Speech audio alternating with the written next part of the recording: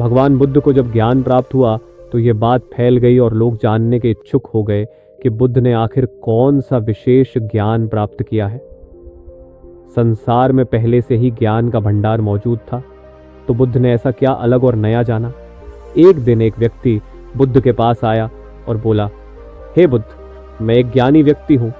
मैंने शास्त्रों, वेदों और पुराणों का गहरा अध्ययन किया है। मैं सुना है कि आपको भी ज्ञान की प्राप्ति हुई है, इसलिए मैं यह जानने आया हूं कि वह कौन सा ज्ञान है जो अब तक हम सबसे छिपा रहा। बुद्ध ने उस व्यक्ति की बात सुनकर हल्की मुस्कान दी और कहा, मुझे कुछ भी प्राप्त नहीं हुआ, बल्कि जो मेरे पास था वह भी चला गया। व्यक्ति ने चकित होकर पूछा, आपसे क्या चला गया? बुद्ध ने उत्तर दिया, लोभ, मोह, माया, लालच, ईर्ष्या, क्रोध, कामना और वासना, ये सभी मुझसे दूर हो गए हैं। तब व्यक्ति ने कहा, तो आपने क्या पाया? बुद्ध बोले, कुछ भी नहीं। ये सुनकर व्यक्ति ने फिर सवाल किया, फिर लोग क्यों कहते हैं कि आपको ज्ञान की प्राप्ति हुई है? क्या आपने ज्ञान नहीं प्राप्त किया? बुद्ध मुस्कुराए और बोले, मैंने ज्ञान नहीं पाया। ज्ञान तो हर जगह, हर कण में पहले से ही व्याप्त है। मैंने तो बस अपना ज्ञान खो दिया है। व्यक्ति ने पूछा, अज्ञान के खत्म हो जाने के बाद क्या शेष बचता है? बुद्ध ने उत्तर दिया, जब ज्ञान और अज्ञान दोनों ही खत्म हो जाते हैं तब असल में क्या बचता है?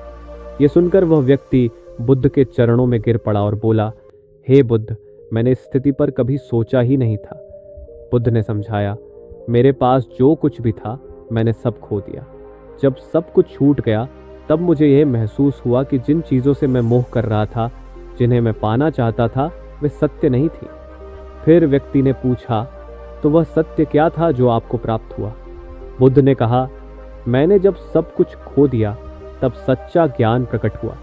लेकिन हम सब कुछ पाना चाहते हैं, जबकि बुद्ध तो खोने की बात करते हैं। हम ध्यान करते हैं ज्ञान प्राप्ति के लिए, लेकिन क्या हम स्वयं को अज्ञानी मानने को तैयार हैं? क्योंकि जो पहले से ही ज्ञानी है उसे ज्ञान की क्या आवश्यकता है? असल में हम स्वयं को ज्ञानी मानते हैं और फिर भी ज्ञान प्राप्त करना चाहते हैं। ये कैसे संभव है? क्योंकि ज्ञान केवल उसे ही मिल सकता है जो अज्ञानी हो। हम यह भी नहीं समझ पाते कि ज्ञान और अज्ञान का सही मतलब क्या है। यदि ध्यान से देखो तो जो हम ज्ञान मानते हैं वह असल में अज्ञान है। उदाहरण के लिए हमारा ज्ञान कहता है कि हम श्वास लेते हैं और इस कारण जीवित रहते हैं, लेकिन यदि ध्यान से देखो तो यह समझ आएगा कि हम कभी श्वास नहीं लेते। श्वास तो अपने आप चलती रहती है। अगर श्वास लेना हमारी इच्छा पर होता तो हम जब चाहे उसे रोक या शुरू कर सकते थे और फिर कोई मरता ही नहीं। यह हमारा ज्ञान है जो हमें गलत दिशा में ले जाता है। धरती पर इंसान के आगमन से लेकर आज तक मानव स्वभाव में कोई खास बदलाव नहीं आया है। चाहे कोई गरीब हो या अमीर, सभी में एक जैसी भावनाएं होती हैं।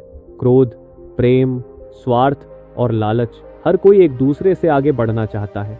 इतिहास में अनेक राजा और सम्राट हुए जिन्होंने अपनी इज्जत बनाए रखने और बचाने के लिए बहुत कुछ नष्ट किया, पर आज वे राजा और सम्राट नहीं रहे। उनकी जगह आज हम हैं। जैसे एक राजा अपनी प्रतिष्ठा की रक्षा के लिए कुछ भी कर सकता था, वैसा ही एक गरीब व्यक्ति भी अपनी इज्जत बचाने के लिए कर सकता है। वह किसी भी हद तक जा सकता है, चाहे वह हत्या करना हो या अपने प्राण तक त्याग देना हो।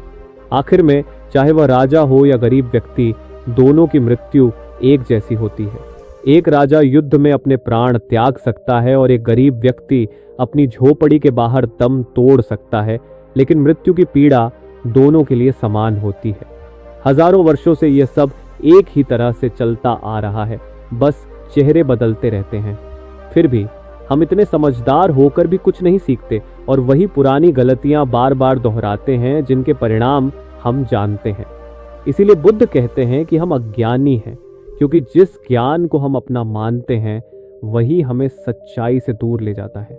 बुद्ध जिस सत्य की बात करते हैं वह सार्वभौमिक है, जो हर जगह और हर समय एक जैसा रहता है। उसमें कोई बदलाव नहीं होता, जबकि हमारा ज्ञान और हमारा सत्य समय, स्थान और परिस्थिति के अनुसार बदल जाता है।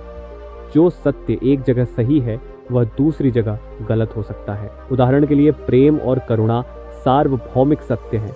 ये हर जगह हर स्थिति में समान रहते हैं। ये भावनाएं मानवों में ही नहीं, जानवरों में भी समान रूप से प्रकट होती है। जैसे एक माँ अपने बच्चे से प्रेम करती है, वैसे ही एक गाय अपने बछड़े से करती है। प्रेम और करुणा जाति, धर्म या शारीरिक रूप रंग से परे होते हैं। इसीलिए बुद्ध प्रेम और करुणा पर जोर देते हैं। हम भी प्रेम करते हैं, लेकिन क्या वास्तव में वह प्रेम होता है? एक पति कहता है कि वह अपनी पत्नी से बहुत प्रेम करता है, लेकिन कुछ समय बाद वही पति अपनी पत्नी की हत्या कर देता है।